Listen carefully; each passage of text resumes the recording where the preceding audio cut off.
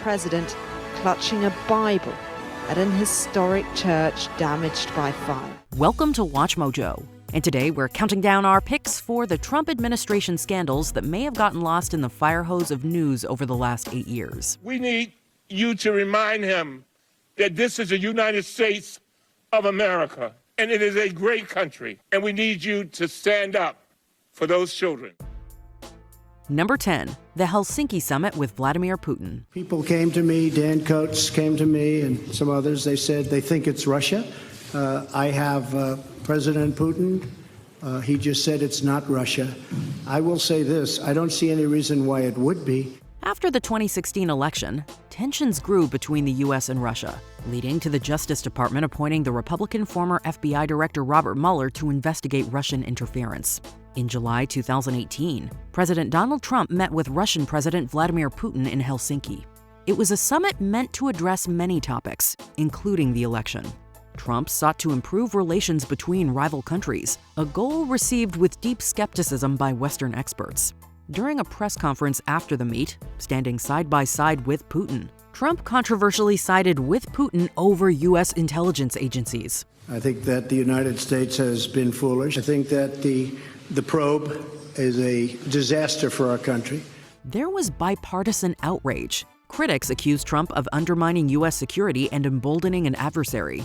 The fallout included widespread media condemnation, congressional backlash, and questions about Trump's motivations. It remains a lasting stain on his foreign policy record. President Putin was extremely strong and powerful in his denial today, and what he did is an incredible offer. He offered to have the people working on the case come and work with their investigators with respect to the 12 people. I think that's an incredible offer. Number 9. Abandoning an ally at the request of a strongman leader. The final straw was the president's decision to pull U.S. troops out of Syria. They're coming back now. We won, and that's the way we want it. The Kurds are a large ethnic minority on lands that traverse the borders of Iraq, Syria, Turkey, and Iran. Despite being stateless, they've been a critical U.S. ally in the region for decades. Kurdish Peshmerga forces were instrumental in toppling Saddam Hussein and later fighting ISIS. In Syria, the Kurdish-led Syrian Democratic Forces also played a key role in reclaiming territory from ISIS. However, in 2018, President Trump abruptly announced the withdrawal of U.S. troops from northern Syria. At the urging of Turkish president and aspiring dictator Recep Erdogan, he effectively abandoned the Kurds overnight. This decision left them vulnerable to Turkish military attacks and was widely condemned as a betrayal. Trump's defense secretary James Mattis resigned in protest, highlighting deep divisions within the U.S. administration. And James Mattis is a measured and sober person. And he said, my 4 decades of service that are dedicated to those principles are at odds with your presidency. That is a sweeping statement. Number 8. Sharpiegate and nuking hurricanes. Trump has long had a reputation for being loose with facts. As president, it got him and America in trouble. On one such occasion, in September 2019, he inaccurately claimed that Hurricane Dorian would hit Alabama. This caused consternation in the state and triggered widespread fear as Alabamans hurriedly prepared for the storm. The National Weather Service contradicted him, though, leading Trump to publicly display a tracking map altered with a Sharpie to include Alabama in the storm's path.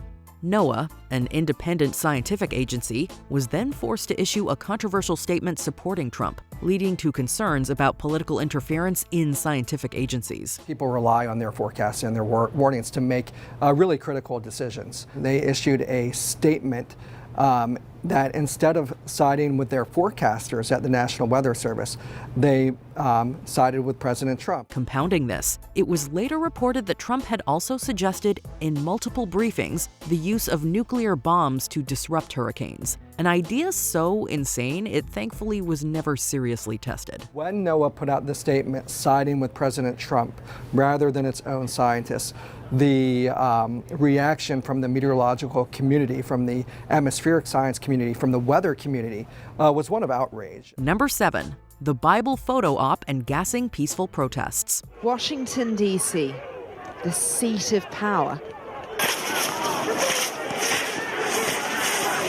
Looking like a war zone. In June 2020, Trump waded into the nationwide protests against police brutality. I am your president of law and order. At his direction, peaceful demonstrators were forcibly removed from Lafayette Square near the White House, with officers using tear gas and rubber bullets. The crowds aggressively dispersed. Soon after, the path was clear for a stunning moment of political theatre. This violence was seemingly employed only to enable a photo op at nearby St. John's Church, however. Trump's critics responded with widespread condemnation of the act as an abuse of power. General Mark Milley, chairman of the Joint Chiefs of Staff, later apologized for his presence during the incident. He acknowledged that it gave the impression of military involvement in domestic politics. The controversy only deepened, though. Trump deployed unmarked federal agents to tackle protests in Portland a few weeks later as well. They abducted protesters off the streets without identifying themselves, eroding democratic norms and violating their civil rights. Number 6. Blurting out top-secret intelligence. In an unusual move, President Trump invited Russian Foreign Minister Sergei Lavrov to a mostly private Oval Office meeting in May 2017. There, he sparked a major controversy by revealing highly sensitive intelligence to Russia. Let's explain what's at stake right now. This is information about the fight against ISIS that is so sensitive that the U.S. doesn't even share it with our allies. It could jeopardize the source of the secret. If true, this could be the most significant and dangerous mistake of the Trump presidency. The information, provided by Israel, reportedly concerned an ISIS plot. By sharing it without the allies' consent, Trump risked compromising sources and methods. Intelligence agencies around the world were terrified that this could threaten vital relationships between Western allies. Ultimately, Israel was furious. In the intelligence sharing game, discretion is everything, and the casual revelation of classified intelligence made it clear that the U.S. could no longer necessarily be trusted with critical information. In the aftermath, nations all over had to re-examine their own national security vis-a-vis their relationships with America. Many sources we've talked to in covering this administration are concerned about how intelligence and classified, sensitive information is treated and handled. Number 5. Hurricane Maria and the towel toss. It's been a year since Hurricane Maria left a path of devastation and destruction across the Caribbean and in Puerto Rico.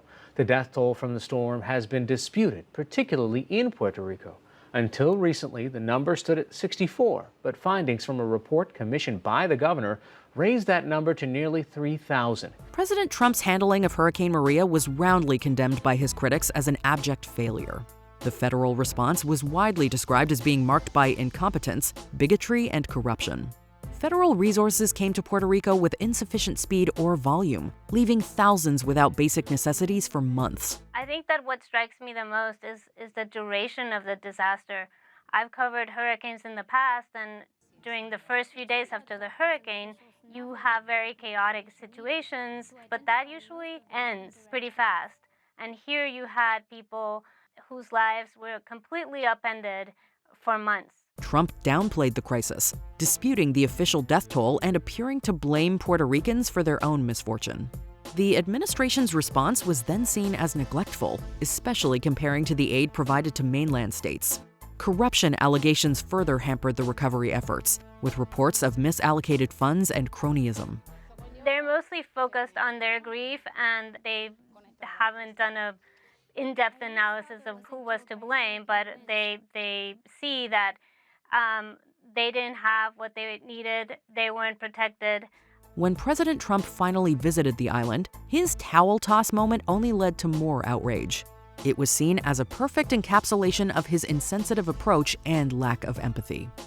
Number 4. The Muslim ban. 5 years ago, then-President Donald Trump signed an executive order that banned people from 7 Muslim-majority countries from entering the U.S. for 90 days. One of Donald Trump's first acts as president was his 2017 executive order banning people from a list of Muslim-majority countries from entering the U.S.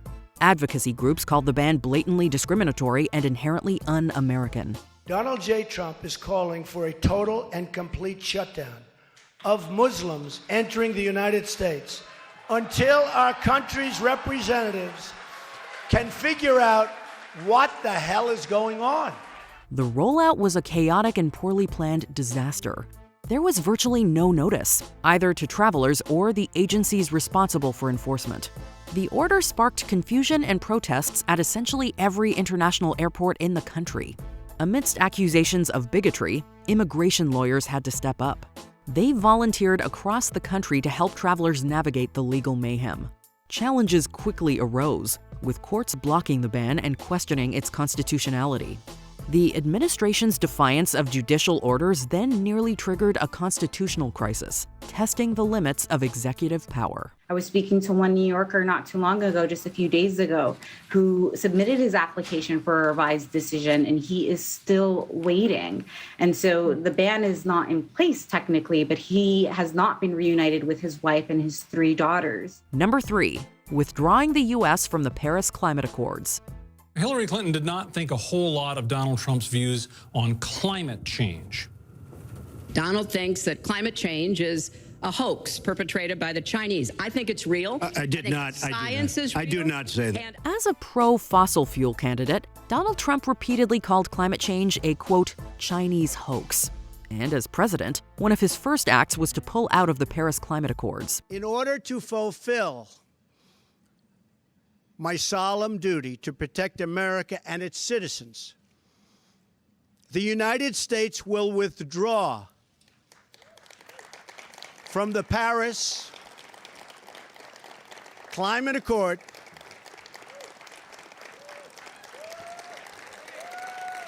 Thank you. The decision, while inevitable based on his campaign, was still received with shock and anger around the world. Critics argued that abandoning the agreement showed a complete disregard for science and a shirking of America's responsibility for its emissions. The withdrawal weakened America's standing abroad. It was one of a number of Trump's choices that isolated the U.S. from its allies, and America's climate leadership was severely curtailed. The decision sparked controversy over the future of international cooperation on climate change, deepening divides between the U.S. and developing nations. Germany, France, and Italy issued a rare joint statement calling the Paris Accord irreversible and stating it cannot be renegotiated. That was a blunt rejection of President Trump's assertion that he will eventually negotiate a better deal on climate. Number 2, profiting from the presidency. President-elect Donald Trump announcing today he will leave his positions at the various companies of the Trump Organization, but he said he will not divest his ownership. After winning in 2016, Donald Trump threw a number of political norms out the window. Arguably the biggest was his decision not to divest from his business interests. He's maintaining his ownership interests. He's turning over management to his 2 sons and his current chief financial officer. Critics pointed out that all presidents do this. Jimmy Carter famously gave up the reins of his peanut farm to avoid conflicts of interest. And so by retaining ownership of the Trump Organization, Trump opened the door for private and foreign interests to profit him personally. Businesses and foreign powers patronized his properties, and by doing so gained access, effectively bribing him and his family. The Times also identified more than 20 foreign officials, politicians, and groups aligned with governments abroad that held events at the president's properties or paid for rooms there. Trump's financial entanglements blurred the line between his personal and public interests. An example, it was revealed in 2024 that the government of Egypt may have funneled $10 million to Trump. We all know the president is known for building skyscrapers like Trump Tower just behind me, hotels and golf resorts, but the New York Times is reporting the president and his family have been building something else since he entered politics, a swamp, the exact kind he campaigned against. Before we unveil our top pick, here are some dishonorable mentions. In 2019, Trump wanted to buy Greenland. Denmark slammed the story as absurd. And strategically for the United States, it would be nice. And we're a big ally of Denmark, and we help Denmark, and we protect Denmark, and we will. Citing abortion, Trump defunded the UN Population Fund, cutting maternal and child health care. The Secretary General deeply regrets the decision by the United States to cut financial support for the UN Population Fund, which could have devastating effects on the health of vulnerable women and girls and their families around the world. Trump sought to ban transgender people in the military and announced it on Twitter. Please be advised, he declared, the United States government will not accept or allow transgender individuals to serve in any capacity in the U.S. military. Before we continue, be sure to subscribe to our channel and ring the bell to get notified about our latest videos. You have the option to be notified for occasional videos or all of them. If you're on your phone, make sure you go into your settings and switch on notifications. Number 1. Family separation. Let's start with that number. The exact number is 911 children you've identified in this court filing as having been separated from their families between June 28th of last year and June 29th of this year. Trump's family separation policy was part of his zero-tolerance approach to illegal immigration. The government forcibly separated thousands of children from their parents at the U.S.-Mexico border. They were forced into detention centers, often under horrific conditions. Reports soon emerged of children held in cages, lacking basic necessities and suffering severe emotional trauma. The policy was condemned as inhumane. Critics called it state-sponsored child abuse. Further scandal arose from the involvement of for-profit contractors. Evidence emerged detailing both corruption and gross ineptitude. Children were often shunted around the country with little to no tracking. Although the policy was ended and dismantled by Joe Biden, its lingering effects remain.